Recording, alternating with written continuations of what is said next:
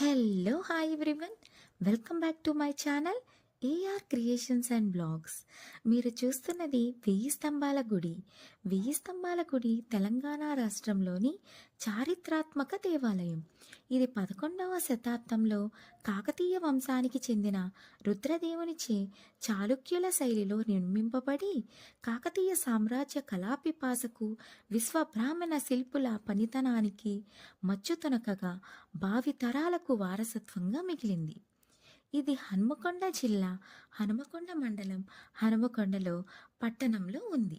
ఇది వరంగల్ నుండి సుమారు 5 కిలోమీటర్ల దూరంలో హనుమకొండ నగరం నడిబొడ్డున ఉంది.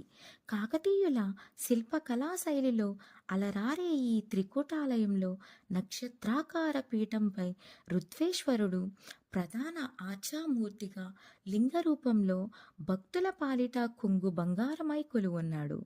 ప్రధాన ఆలయం తూర్పునకు అభిముఖంగా అద్భుతమైన వాస్తుకళలతో అలరారుతూ చూపరులను సంభ్రమాచర్యాలకు గురిచేస్తుంది.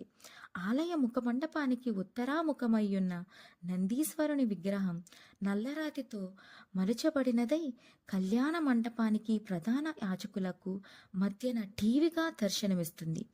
ఉత్తర ప్రాకార ద్వారం గుండా ఆలయ ప్రాంగణంలోనికి ప్రవేశించగానే నిలువెత్తు లింగాలపై కరవ్రీర వృక్షం పుష్పాచరణ చేస్తున్నట్టుగా గాలికి రాలే పువ్వుల సువాసనలు వెదజల్లుతూ లింగాలపై పడే దృశ్యం చూసిన పిమ్మట ఈశాన్య దిశలో అలనాటి కోనేటిని దర్శించవచ్చు.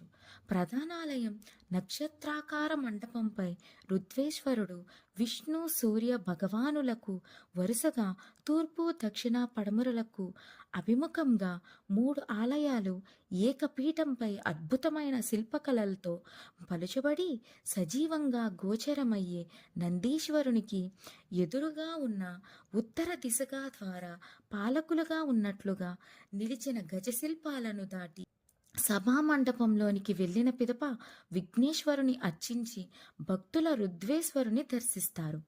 ఆలయ మంటపాలపై లతలు పుష్పాలు నాట్య భంగిమలలో భక్తులు రుద్రేశ్వరుని దర్శిస్తారు. ఆలయ మంటపంపై లతలు పుష్పాలు నాట్య భంగిమల్లో ఉన్న స్త్రీమూర్తులు పలు పురాణ ఘట్టాలను శిల్పాలుగా మలిచిన తీరు చూపరులను ఆకర్షిస్తాయి. ఈ వీడియో కనుక మీకు నచ్చితే please like, share and subscribe to my channel. Thank you everyone.